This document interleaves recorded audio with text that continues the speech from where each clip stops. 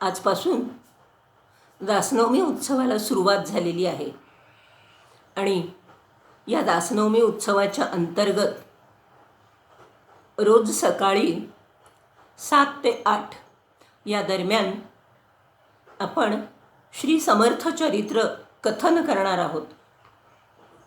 आणि तुम्ही श्रोते जगदीश मूर्ती, ते सगळेच श्रोते जे आहेत ते साक्षात परमेश्वरच आहेत. त्यांना साक्षी ठेवून आराध्य दैवत प्रभू श्रीरामराय, उपास्य दैवत हनुमंतराय, सद्गुरू परमपूज्य किसन महाराज, सद्गुरू समर्थ रामदास स्वामी हनुमंतराय या सगळ्यांच्या चरणी साष्टांग प्रणिपात करून आजचं हे पहिलं पुष्प मी सौ वृषाली कुलकर्णी आपल्यासमोर गुंफणार आहे. 8 दिवस रोज 8 भगिनी हे समर्थ चरित्र आपल्यासमोर मांडण्यासाठी येणार आहेत. आजचा हा पहिलाच दिवस उत्सवाचा श्री गणेशा म्हणून त्या विघ्नहर्त्याला, त्या गणेशाला साक्षी ठेवून आजच्या भागाला आपण सुरुवात करूया. वक्रतुंड महाकाय सूर्यकोटी समप्रभ निर्विघ्नं कुरु मे देव सर्वकार्येषु सर्वदा. गुरुर्ब्रह्मा गुरुर्विष्णु गुरुर्देवो महेश्वरः गुरुः साक्षात् परब्रह्म तस्मै श्री गुरवे नमः. श्रीराम जय जय रघुवीर समर्थ. समर्था तुझे रूप नेत्री पहावे, तुझे नाम संकीर्तनासी वदावे. कथा ऐकता कर्ण हे तृप्त भावे, तुझे ध्यान चित्तात ते साठवावे. श्रीराम म्हणूनी कृपादान देऊनी आता, करी आज उद्धार तू एक त्राता. मना शाश्वताचीच प्रीती कळाया, मती लीन व्हावी तव नाम गाया. जय जय रघुवीर समर्थ. समर्थ सद्गुरू रामदास स्वामी महाराज की जय. श्रीराम. आजच्या पहिल्या दिवशी आपण समर्थ चरित्राच्या अंतर्गत समर्थ रामदास स्वामींचा जन्म नेमक्या किती तीव्र तपश्चर्येने, मातृपितृ ह्या दोघांच्याही उत्तम अशा तपाचरणांनी कसा झाला हेच आपण बघणार आहोत. म्हणून अगोदर श्री समर्थांचे पिताश्री श्री सूर्याजी पंतांची तपश्चर्या. मराठवाड्यातील जाम गावातील कुलकर्णी असलेले सूर्याजी पंत ठोसर यांच्या घराण्यामध्ये 1-2 नव्हे तर 21 पिढ्यांची रामोपासना आणि सूर्योपासना सुरू होती. सूर्याजी पंत हे अतिशय तपस्वी, शांत आणि धीरगंभीर वृत्तीचे होते. ब्राह्ममुहूर्ती उठावं, स्नान संध्या आवरून उगवत्या सूर्यनारायणाला अर्घ्य द्यावं. नारायणाला अर्घ्य देत असतानाच रक्तवर्णाची फुलं त्या सूर्यनारायणाला अर्पण करून सूर्यनारायणाचं अगोदर पूजन करावं. सूर्यनारायणाची स्तोत्र गात गात सूर्यनमस्कारही घालावेत. रोज 1200 सूर्यनमस्कार घालून सूर्यदेवाची नित्य आराधना ते करायचे. असे हे सूर्याजी पंत. त्यांचं गोत्र जमदग्नी. ऋग्वेदी शाखेचे ब्राह्मण. त्यांना राणूबाई नावाची साध्वी, धर्माचरणी आणि अतिशय गृहस्थाला शोभेल अशी पत्नी लाभलेली होती.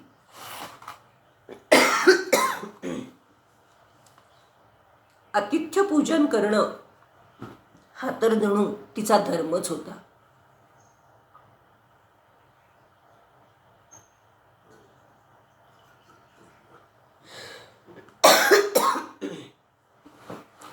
घरामध्ये कोणीही अतिथी आला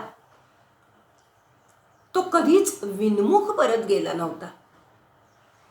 आलेल्या अतिथीला अतिशय प्रेमानं जेवू घालणं ही गोष्ट राणूबाई अतिशय आनंदाने करायची.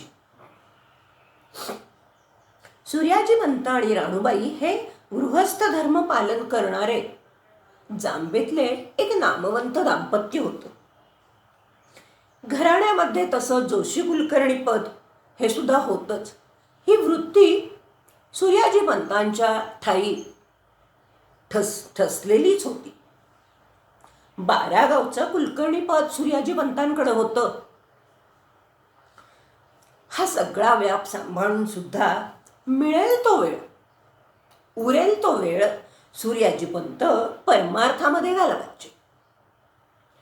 रामोपासना ही तर पिढी जात वारशाने जणू त्यांच्याकडे रुजली होती. रामभक्तीची मिराशीच म्हणजे परंपराच या ठोसरकुळात सुरुवातीपासून होती म्हणा ना. या प्रकारे रामभक्ती सुद्धा सूर्याजीपंतांच्या नसानसामध्ये अगदी रोमारोमामध्ये रिंगली होती, रुजली होती. 2 तप, एक नाही, 2 नाही, 24 वर्ष 2 तप ही सूर्योपासना सुरू होती. आणि हे सगळं करत असताना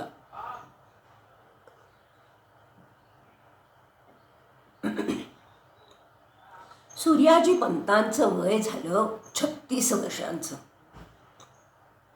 वय वाढत होतं, पण अजूनही संतान मात्र प्राप्त झालेलं नव्हतं आणि कुठेतरी या एकाच गोष्टीची मानसिक खिन्नता दोघांनाही जाणवत होती. कारण ही आपली रामोपासना, ही सूर्योपासना, हा वारसा कोण चालवेल ह्या चिंतेपोटी ते जास्त खिन्न होते. अशा खिन्न मनस्थितीत असलेले सूर्याजीपंत आपल्या पत्नीला म्हणजे राणूबाईला एक दिवस म्हणतात, 24 वर्ष झाले, 2 तप झाले, आपण ही सूर्योपासना करतोय, रामोपासना करतोय, तर असं वाटतंय आता या व्रताची सांगता करूयात. तीर्थक्षेत्री जाऊन तिथंच व्रताची सांगता करून काही काळ उर्वरित आपण तिथेच व्यतीत करूयात. त्याप्रमाणे ठरलं. व्रताची सांगता तीर्थक्षेत्री करावी आणि तिथेच वास करावा. दोघांनीही एकमताने हे ठरवलं. आणि शके 1525 मध्ये रथसप्तमी या दिवशी वैदिक, पंडित, शास्त्री यांना कार्यासाठी निमंत्रितही केलं. या वैदिकांच्या हस्ते, या पंडितांच्या हस्ते होम हवन आदी कार्य यथासांग पार पाडल्यानंतर आलेल्या सगळ्या ब्राह्मणांना, पंडितांना, शास्त्रींना वस्त्र, पात्र, अलंकार आदी दान देऊन जणू आलेले हे सगळे अतिथी जे आहेत ते म्हणजे साक्षात सूर्यनारायणच आहेत असा भाव मनामध्ये ठेवून सगळ्यांना यथोचित दान देऊन दाम्पत्यांनी दंडवत घातलं. त्यानंतर सगळ्या ब्राह्मणांना भोजनासाठी सुद्धा बसवलं. आता एकदा का हे कार्य संपन्न झालं की या व्रताचं पूर्ण आपण सांगता केली असं समजून मग मात्र या व्रताचा इतका अट्टहास करायचा नाही असंच ठरवलं. फक्त काय तो नामस्मरणामध्ये वेळ घालवूयात हा उद्देश फक्त मनामध्ये ठेवला. पण म्हणतात ना, नियतीच्या मनात नेहमीच काहीतरी वेगळं सुरू असतं. पंथांच्या या 24 वर्षाच्या साधनेचं व्रत कुठेतरी फळाला तर येणारच ना. आणि नेमकं झालंही तसंच. काय झालं मंडळी, बाकीचे आलेले सगळे ब्राह्मण भोजनासाठी बसले. केलेला सगळा सुग्रास स्वयंपाक राणूबाई स्वहस्ते सगळ्यांना वाढीत होत्या. सूर्याजी पंतही सगळ्यांना वंदन करून त्यांच्या हातावरती दक्षिणा देऊन नमस्कार करून भोजनाला प्रारंभ करावा म्हणून विनंतीही करत होते. तेवढ्यात बाकीच्या ब्राह्मणांच्या भोजनाला सुरुवात होतीये ना होतीये तेवढ्यात दारामध्ये एक वृद्ध ब्राह्मण आला. त्या ब्राह्मणाला बघून सूर्याजी पंत लगबगीनं बाहेर गेले आणि त्यांनी बघितलं, अतिशय वृद्ध, जरा जर्जर झालेला, पाठ पोट एक झालेलं, डोळे अगदी खोल गेलेले असा हा वृद्ध ब्राह्मण दाराशी उभा आहे. असं म्हणल्यावर सूर्याजी पंतांनी तात्काळ हात जोडले आणि ब्राह्मणाला सांगितलं, आज माझ्या व्रताची सांगता आहे, यावं.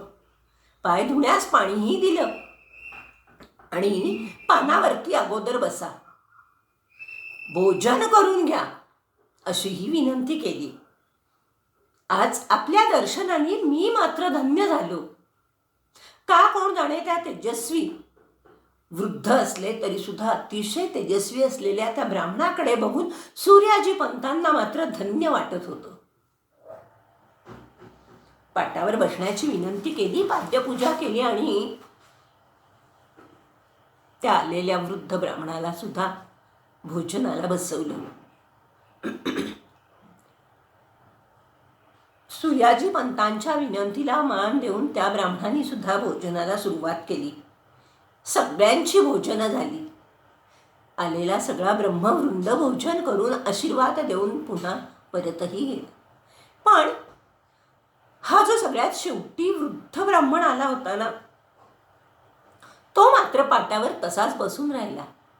सूर्याजी पंतांना वाटलं वय झाले म्हणून कदाचित उठवत नसेल आणि म्हणून हात देऊन त्या ब्राह्मणांना उठवलं. हात धुण्यासाठी ताम्हणामध्येच पाणी दिलं, हात धुतले, हाताला धरून आसनावरती स्थानापन्नही केलं आणि मग मात्र सूर्याजी पंतांना राहवलं नाही. त्यांनी मोठ्या कळकळीनं आणि काळजीनं विचारलं, आपण कोण, कुठून आलात, आपलं नाव समजेल का? हे ऐकल्यावरती त्या तेजपुंज वृद्ध ब्राह्मणाने उत्तर दिलं, तू जी उपासना करतोयस सूर्याजी, तू जी उपासना करतोयस तो आदित्य मीच आहे. तुझ्या मनामध्ये जे काही असेल ते तू आज माग. तुझ्या या 2 तपाच्या 24 वर्षाच्या तपश्चर्येने मी प्रसन्न झालो आहे, त्यामुळे तुला काय वर मागायचं असेल तो आज माग. तुझी भक्ती पाहून तुझ्या तपश्चर्येवरती मी अतिशय संतुष्ट झालेलो आहे आणि म्हणूनच न बोलावता सुद्धा तुला वर देण्यासाठी म्हणून मी तुझ्याकडे आलोय. हे ऐकल्यावर सूर्याजी पंतांचे पाय तर जमिनीवर थरथर थरथर कापायला लागले. साक्षात आदिनारायण सूर्यदेव माझ्या घरात आलेत, काय भाग्य थोर माझं. असं म्हणून सूर्याजी पंतांनी साष्टांग दंडवत घातला. सूर्याजी पंतांना साक्षात सूर्यनारायणाला पाहून अतिशय आनंद झाला. ज्यांची आपण 24 वर्ष उपासना केली, न चुकता अर्घ्य दिलं, न चुकता रक्तवर्णाची फुलं अर्पण केली, न चुकता 1200 सूर्यनमस्कार रोज घातले, न चुकता सूर्य स्तोत्र सुद्धा रोज गात होतो, ते साक्षात सूर्यनारायण आज या सांगता व्रताच्या समारंभाला माझ्या घरात यावेत, यासारखं काय भाग्य असावं. साक्षात प्रगट झालेल्या सूर्यनारायणाला सूर्याजी पंत वारंवार वंदन करत होते आणि सूर्यदेव तर म्हणतायत की तुझ्या या तपश्चर्येवर मी संतुष्ट झालोय, तू काहीतरी वर माग. अहो काय मागावं, साक्षात भगवंत माझ्या दारात आलेत आणि त्यांच्याकडं मी काय मागावं, वर माग म्हणतायत. आणि सूर्याजी पंत तर काही बोलूच शकत नव्हते, निशब्द झाले होते. थोडस भानावर आल्यासारखं झाल्यावरती, भगवंता, अहो मी काय मागायचं? अहो तुमचं दर्शन झालं, यातच सगळं भरून पावलं. माझ्या सगळ्या इच्छा पूर्ण झाल्या. प्रापंचिक मागणं तर आता काही उरलेलंच नाहीये. देव भेटल्यावर काही मागायची इच्छाच उरत नाही. साक्षात परमेश्वर डोळ्यांना दिसल्यावर काय मागायचं हो ऐहिकातलं, आणि काय मागायचं व्यवहारातलं. त्याचप्रमाणे सूर्याजी पंतांची सुद्धा प्रापंचिक तर कोणतीच इच्छा उरलेली नव्हती. फक्त सूर्याजी पंत इतकंच म्हणाले, माझ्या चित्तामध्ये नित्य आपणच वसावं, तुमचं सतत ध्यान व्हावं, अन्य कोणतंच ध्यान नसावं, याशिवाय माझं काहीही मागणं नाही. सूर्याजी पंतांच्या या बोलण्यावर भगवान सूर्यनारायण अतिशय प्रसन्न झाले आणि पटकन म्हणाले, अरे तुला जरी काही मागण्याची इच्छा नसेल तरी सुद्धा तुझ्या पत्नीची तर काही इच्छा असेलच, तिला बोलव. पुण्यशील सद्भक्त पत्नीनिष्ठ अशी तुझी पत्नी आहे ना, तिची तरी काहीतरी वांछा असेल ती मी पूर्ण करेन, बोलाव तुझ्या पत्नीला. त्याप्रमाणे सूर्याजी पंतांनी राणूबाईंना हाक मारली. राणूबाईंना बोलावलं आणि पटकन त्यांना सगळं वृत्त सांगितलं. सूर्यनारायणाला समोर बघून राणूबाईंची अवस्था सूर्याजी पंतांपेक्षा काही वेगळी नव्हती झाली.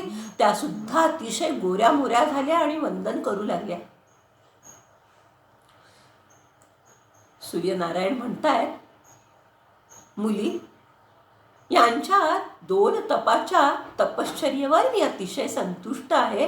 त्यांना मी काहीतरी वर माग असं म्हणतोय.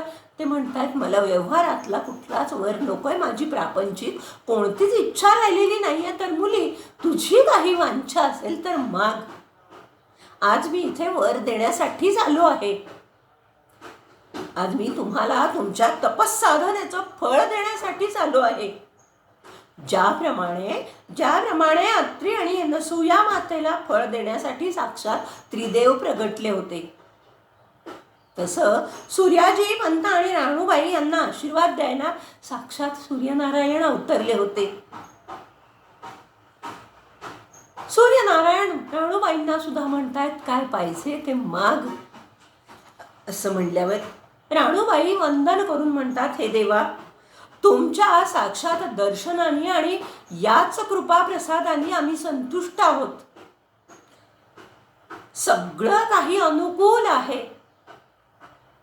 पतिदेव म्हणतात त्याप्रमाणे मागण्यासारखं खरंच काही शिल्लक नाहीये. पण एकच गोष्ट उरामध्ये सलतीये. स्त्री स्वभावानुसार पुत्राशिवाय, संततीशिवाय अन्य कशात सुख असणार आहे स्त्रीला. जर तुम्ही वरच देणार असाल तर मला एक सद्भक्त असा पुत्र द्यावा, एवढीच इच्छा आहे.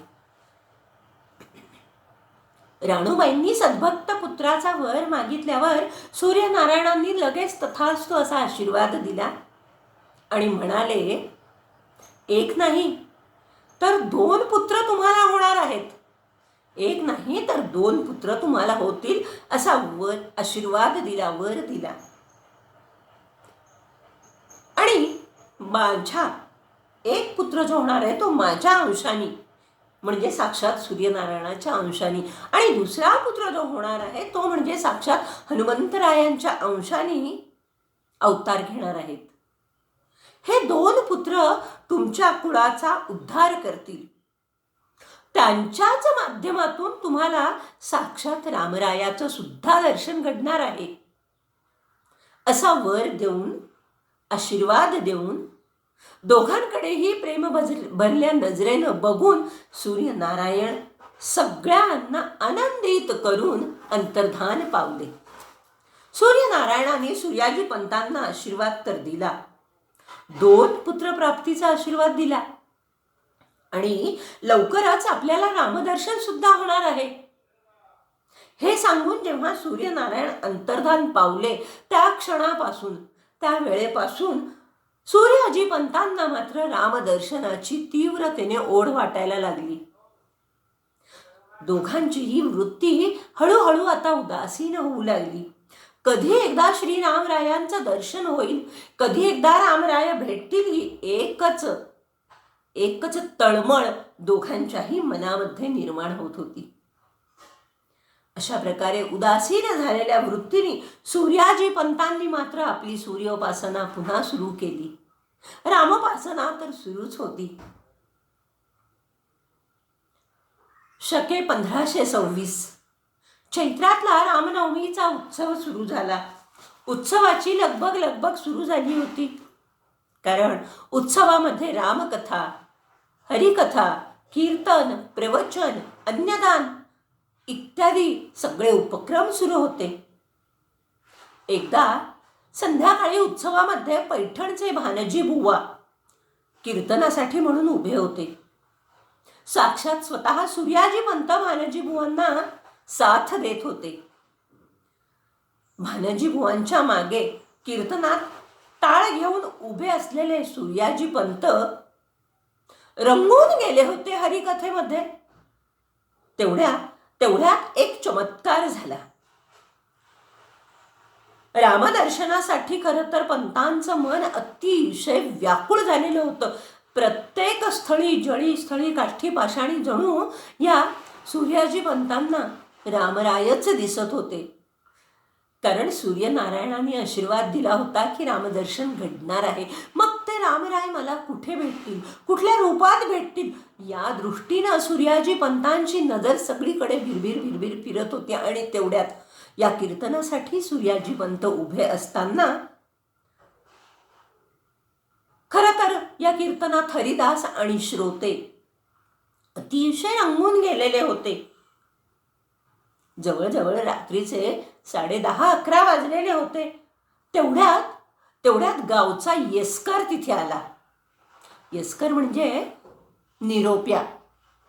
तो तिथे आला आणि मोठ्याने हाका मारून सूर्याजीपंतांना म्हणू लागला, अहो पांडे बुवा, लवकर चला बरा, तुम्हाला भेटायला एक हकीम आला आहे. चला बरं लवकर. पारावरती ती 2 जण येऊन थांबली आहेत आणि त्यांना तुम्हाला भेटायचं आहे. काहीतरी महत्वाचं काम आहे म्हणून मी तुम्हाला तातडीनं धावत येऊन सांगतोय. पटकन तुमचं दप्तर घ्या, हातामध्ये दौतलेखणी घ्या आणि चला बरं बिगी. सूर्याजीपंत त्या निरोप्याला म्हणतायत, अरे कथा खूप रंगत आलीये रे, एवढी कथा संपू दे आणि मग मी तुझ्या बरोबर पारावर येतो. कोण हकीम आलेत त्यांना जरा थांबायला सांग.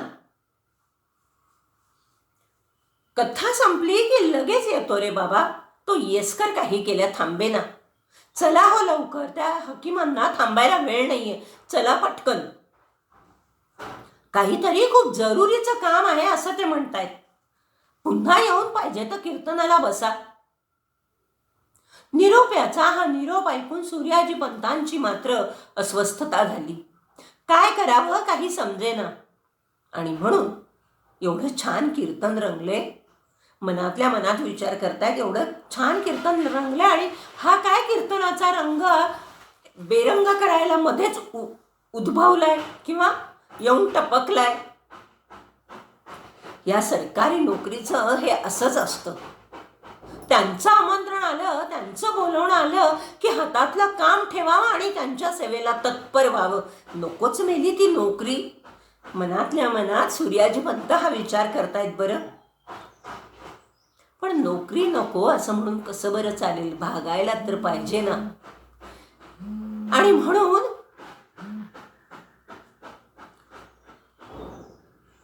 आपलं दप्तर घेतलं.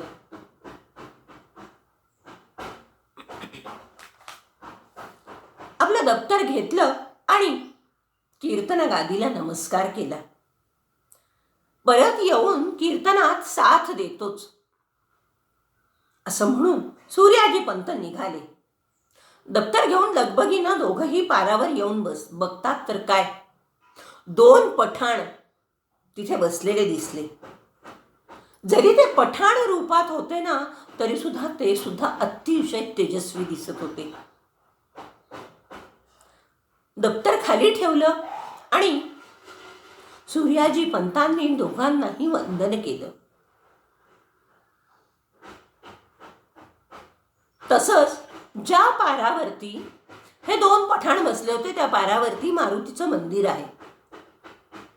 त्या मंदिरात असलेल्या मारुतीरायांना सुद्धा सूर्याजी पंतांनी वंदन केलं. आणि बघतात तर काय, मंदिर अतिशय प्रकाशमान दिसत होतं. तेजाने मंदिर पूर्ण भरून गेलं होतं. एखाद्या रत्नासारखं तेजाने हे मंदिर प्रकाशलेलं सूर्याजी पंतांना जाणवलं. पुन्हा मारुतीरायाला नमस्कार केला. बघतात तर अवतीभोवतीचं सगळंच वातावरण तेजपुंज दिसायला लागलं. आणि ते 2 पठाण जिथे बसलेले होते, तिथे ते पठाण तर सूर्याजी पंतांना दिसेच नात. साक्षात रामराय आणि लक्ष्मण भैया तिथे बसले आहेत असं वाटायला लागलं. त्या दोघांचंही ते तेज सूर्याजी पंतांना काही सहन झालं नाही. तिथेच सूर्याजी पंत मूर्छित होऊन पडले. त्यात अतिशय तेजपुंज अशा रामरायाच्या चर्येकडे बघताच, मुखकमलाकडे बघताच सूर्याजी पंतांचं भान हरपलं आणि सूर्याजी पंतांना ग्लानी आली. ते तिथंच पडले. मूर्छित पडलेल्या पंतांच्या मस्तकावरून प्रभू रामरायांनी हात फिरवला आणि सूर्याजी पंतांना जागं केलं. आपल्या दोन्ही करकमलांनी सूर्याजी पंतांना साक्षात रामरायांनी उठवलं, आपल्या जवळ बसवलं. पाठीवरून मस्तकावरून मोठ्या प्रेमानं हात फिरवला आणि पटकन रामराय म्हणाले, तुला सूर्याजी पंतांनी आशीर्वाद दिला होता ना, रामरायाचं दर्शन होईल. त्याप्रमाणे आज मी इथे आलेलो आहे. पंतांना काय बोलावं, काय सांगावं काहीच सुचेना. आणि पंतांनी पटकन साष्टांग प्रणिपात रामरायाला घातला. रामराय म्हणतायत, आज प्रसन्न होऊन मी तुला वर देण्यासाठी इथे आलो आहे. रामरायांनी असं म्हणल्याबरोबर काय बोलावं पंतांना काही सुचेच नाही. काय वर मागायचं? साक्षात रामराय दर्शन देत आहेत, साक्षात लक्ष्मण भैया इथे बसलेले आहेत. आणि मी काय पामरांनी मागावं? रामराया पुढे काय मागायचं? पंत म्हणतायत, मागण्यासारखं काहीच नाहीये. फक्त आपलं हे ध्यान अखंड माझ्या हृदयामध्ये स्थिरावू देत. आपलं नामस्मरण अखंड माझ्या मुखामध्ये राहू देत. सूर्यनारायणाने द्यायचा आहे तो आशीर्वाद दिलाच आहे. आणि त्याची प्रचिती आत्ता इथे येतेच आहे की. खरं तर कीर्तन सोडून येऊ कसा असा द्विधा मनस्थितीत मी होतो. पण इथे आल्यावर समजलं हेच तर माझं कीर्तन आहे. आपलं नाम माझ्या मुखात अखंड राहू देत. सूर्यनारायणाने दिलेला आशीर्वाद फलद्रूप होऊ देत. इतकीच काय ती इच्छा आहे. फक्त गुरुराया आपला राममंत्र मला द्याल ना. हे चरण सोडून दुसरीकडे कुठेही माझं मन भटकू नये. इतकंच हात जोडून विनंती करतो. वंदन करून प्रभू इतकंच मागतो. गुरूंना शरण जाऊन गुरूंनी दिलेली उपासना करणं हेच तर खरं आयुष्याचं साध्य आहे, ध्येय आहे. गुरूंनी दिलेला मंत्रच या भवरोगातून मुक्त करत असतो. खरं तर मंत्र भरपूर आहेत, पण सद्गुरूंनी दिलेल्या मंत्रातच खरं सामर्थ्य आहे हो. म्हणून आज रामराया आपण मला गुरुमंत्र द्यावा. रामाची उपासना 2 तप अव्याहत करतोय, सूर्योपासना सुद्धा सुरूच आहे, पण तरी सुद्धा आपलं नामस्मरण फक्त मुखामध्ये राहू देत, इतकंच मागणं आहे. आपल्याला हात जोडून मी प्रार्थना करतो आणि आपण मला मंत्र द्यावा अशी विनंती करतो. प्रभू रामचंद्रांनी स्मितहास्य करून आपला कृपाहस्त पुन्हा वंतांच्या मस्तकी धारण केला. त्यांना 13 मंत्रही दिला आणि तुला 2 पुत्र होतील जे तुमच्या कुळाचा उद्धार करतील. पहिला पुत्र जो प्राप्त होणार आहे तो प्रपंचात राहून परमार्थ साधेल, कुळाचा उद्धार करेल. आणि दुसरा पुत्र जो तुला प्राप्त होणार आहे तो हनुमंतरायाच्या अंशाने तो अवतार तुझ्या उदरी जन्माला येणार आहे. आणि हा दुसरा पुत्र धर्मकार्य राष्ट्रकार्यासाठी आपलं जीवन व्यतीत करेल. एवढा आशीर्वाद देऊन ते 2 पठाण म्हणजे साक्षात प्रभू रामराय आणि हनुमंतराय अंतर्धान पावले. आपल्या कुलातील उपासना रामोपासना वाढवणारे 2 पुत्र आपल्या उदरी जन्माला येणार आहेत. हा रामरायाचा आशीर्वाद घेऊन पुन्हा पुन्हा त्या अंतर्धान पावलेल्या त्या आकृतीच्या दिशेनं सूर्याजी पंत बघतच होते. सूर्यनारायणाने सुद्धा हाच आशीर्वाद दिलेला आहे. त्याच आकृतीकडे वंदन करून सूर्याजी पंत म्हणतात, माझ्या राणूबाईला सुद्धा आपण दर्शन देऊन कृतार्थ करावं.